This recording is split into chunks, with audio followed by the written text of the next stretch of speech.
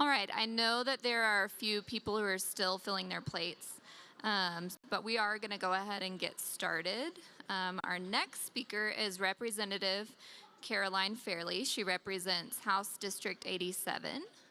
Caroline is a lifelong Amarillo native. During her freshman legislative session, which was last session, the 89th, Caroline quickly distinguished herself by working on a range of complex and high-impact issues. She serves on House of Appropriations, Local and Consent Calendars, and Natural Resources Committees. We're very blessed to have her here today. There was actually a House Natural Resources Committee hearing yesterday in Austin, and it lasted like 6.5, 7 hours, and so she had to get on a plane yesterday. So we're very grateful to her for doing that. So please join me in welcoming her.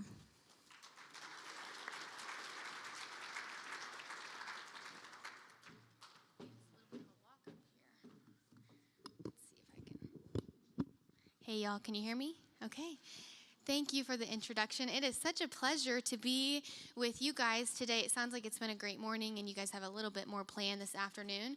So I see some familiar faces, but some of you I don't know. So if I haven't had a chance to get to meet you, please come up and introduce yourself. I'd love to get to meet you and know you. So I'm Caroline. I represent District 87. So I have 8 different counties, all the way from here in Amarillo-Potter County, all the way up to Perryton, Stratford, Booker.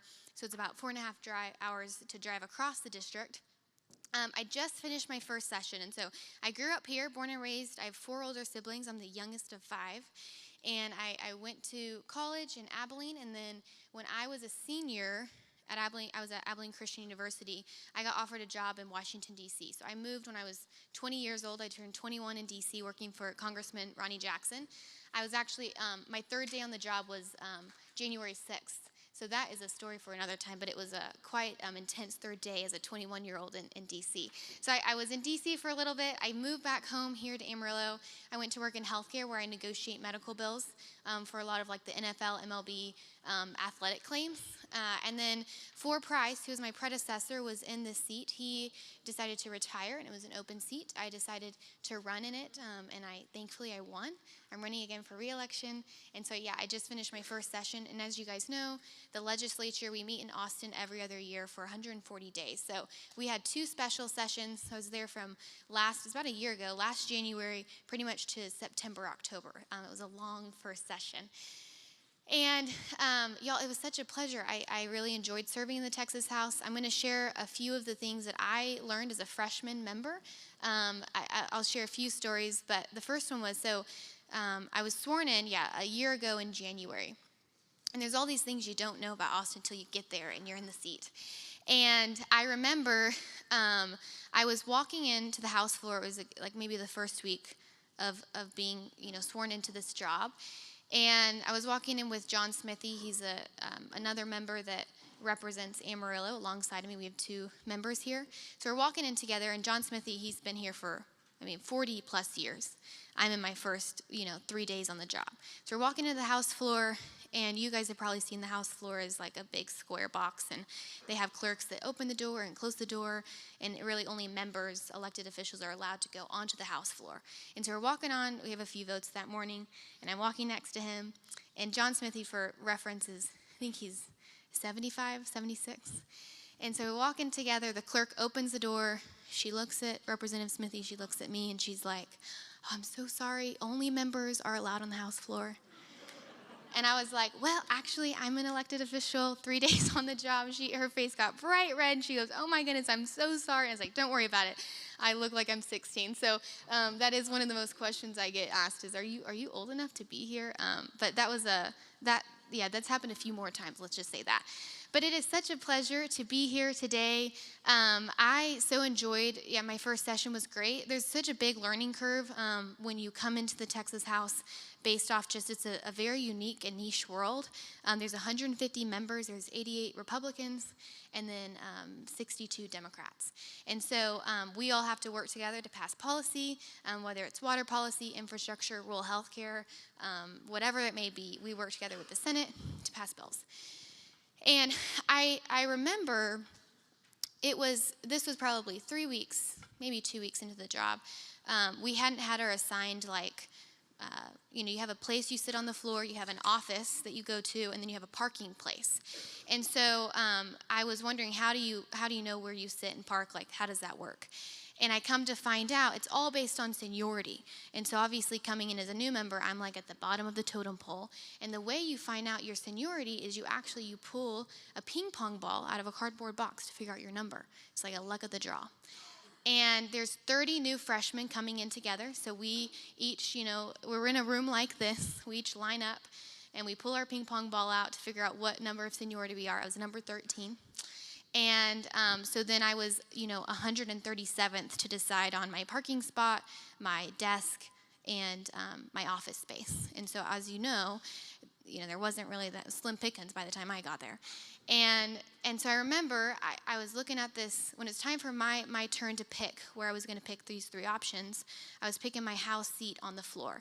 And you guys might have seen it, but on the house floor, you have, you sit in twos. So you have a desk mate that you sit next to. And the desk mate's kind of important because they, you talk to them, you get to know them, and it's important to have a good desk mate. But when you're 137th, you don't have a lot of options. So I'm looking at this chart to figure out where do I want to sit. There's 13 open spots. And basically my only 2 options are either to sit next to a Democrat who's been there for 20 years or to sit next to an open seat that I'll be with a freshman where we both don't know anything. We're very new in this job.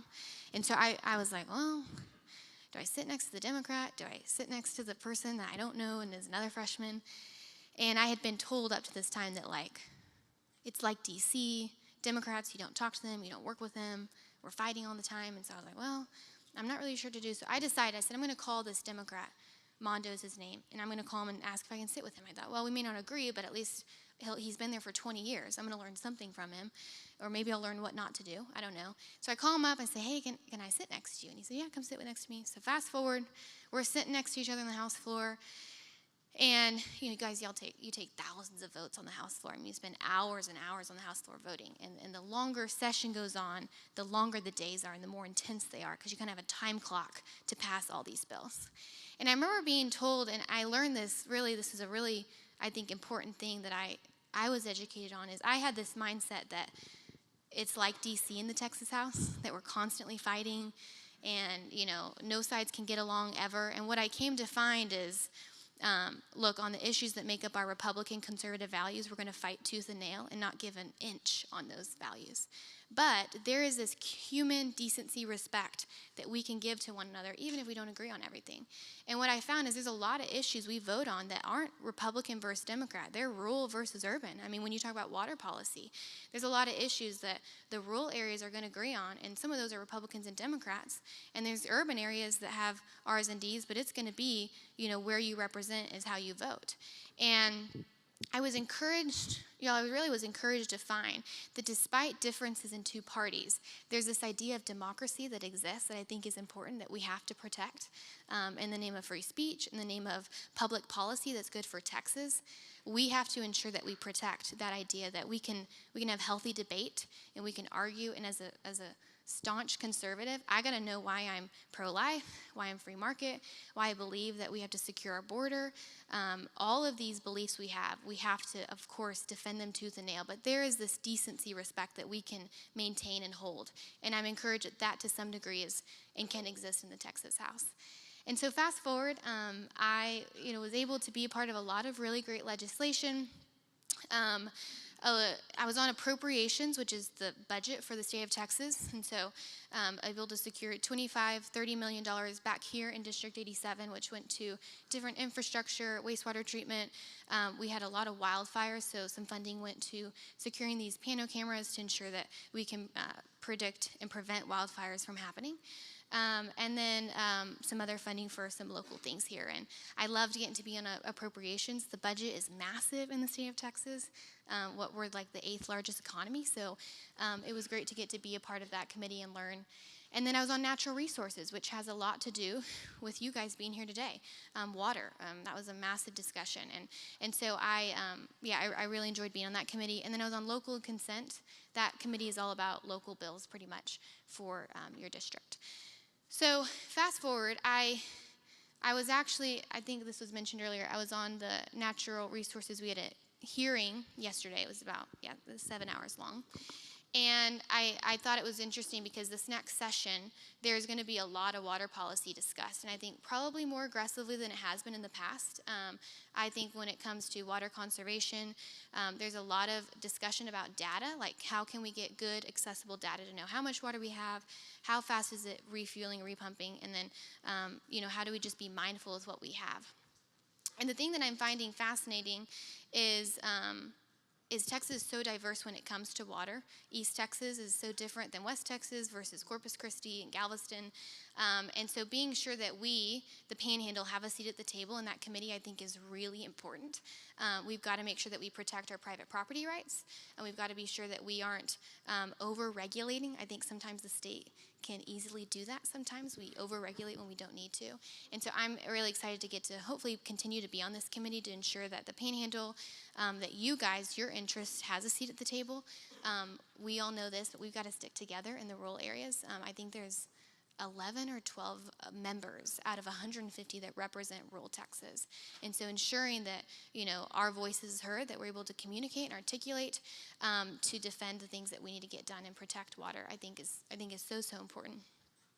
And then the final thing, I've kind of jumped around a little bit, but the last thing I took away this session that I thought was so helpful was how important relationships are.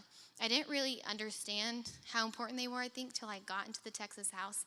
I spent 2 summers ago, before I was sworn into Austin a year ago, I spent the summer meeting with almost every Republican House member. So I traveled for 3 months all over the state of Texas to meet with all of these different House members. And we would sit and have an hour or two conversation over lunch or coffee, and I would just get to know them. And, they were all the way from East Texas down to, I think I was in Galveston, I was in Houston, I was all over. And the goal I did this was because, one, coming in as at the time, 25-year-old, I, don't know everything. And I'm going to glean wisdom from people who are older and wiser, but also I want to be able to get things done for the Panhandle, and that comes with relationships. And so in these conversations, it was so fascinating because, all these members represent different parts of Texas. They have different pain points, different issues. On the scale of conservatism, they're probably, all over a little bit. And, I learned a lot in those conversations. And then fast forward, I was in session a year ago. And those conversations I had, I did not realize how valuable they would be when it came to passing policy. Because I had spent time with them, I knew who to go to, I knew who to ask questions, I knew who was going to be an A player, who maybe I probably wasn't going to trust. I knew who was the water policy expert, who knew about public education, rural health care, whatever it was, because we had spent so much time with them outside of the political world. And I was also grateful to find that people were excited to help me. Like I always wondered what it would be like for a young woman to enter politics, what it would look like. And I found and was really encouraged that most of these people are twice my age. I think the average age is like 45 or 50.